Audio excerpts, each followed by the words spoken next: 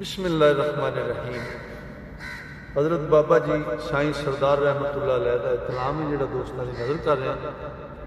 अज दियाँ सोहनिया सोहनिया चोनवियाँ दो तीन रुबाइयाँ दोस्तों की नज़र कर रहे हैं। साईं हरी एक बड़ी सोहनी रुबाई करते हैं।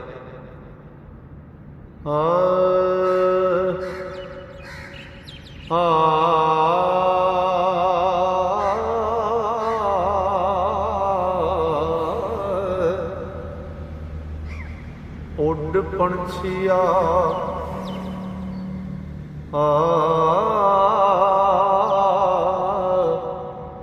उड पंछिया कल्ले उडना सिर्फ अपने परां दे जोर ते ओ धरती फोड़ कल्ला कल्ला चुग दाना आस रख तवकली टोर ते बहुत दनिया ते सच जाल दिया हथ चोर दा मकर दी डोर ते लालच हिरस दी भाई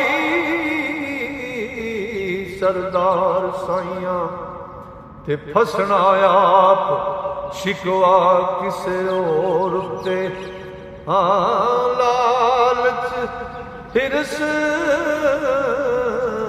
दी भाई सरदार साइयां फसना आप शिकवा किसे और ते सादी लिखे सादी लिखदा एक मर्द ने विच जंगल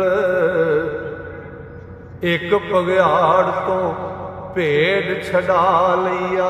बघियाड़ ने भेड़ फड़ी सी, कोल कोल बंदा गया, उन्हें शायद साजी लिखते हैं उन्हें भेड़ छड़ा ली बघियाड़ तो। फिर की होया?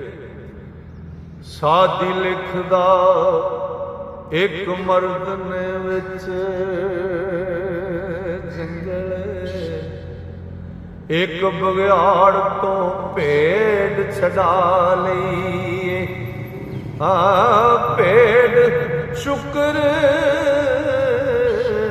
कीता पर छड़ाण वाले राती उस ते छुरी चला ली। ओ भेड़ दर्द दे नाल आवाज दिता उत्तों लोभ दी हद मुका दिए। पहला ने दिल बन सरदार साइयां ते मुड़ शक्ल बघियाड़ वटा लिए। ओ पहला रहम दिल बन सरदार साइयां मुड़ शक्ल बघियाड़ वटा लिए। ते रचना उन्हां दी रची गई रच गई जग सारे।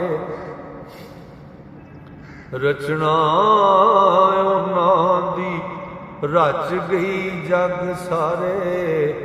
अंदर इश्क प्यार जो रच बोले ओ चर्चे उन्हां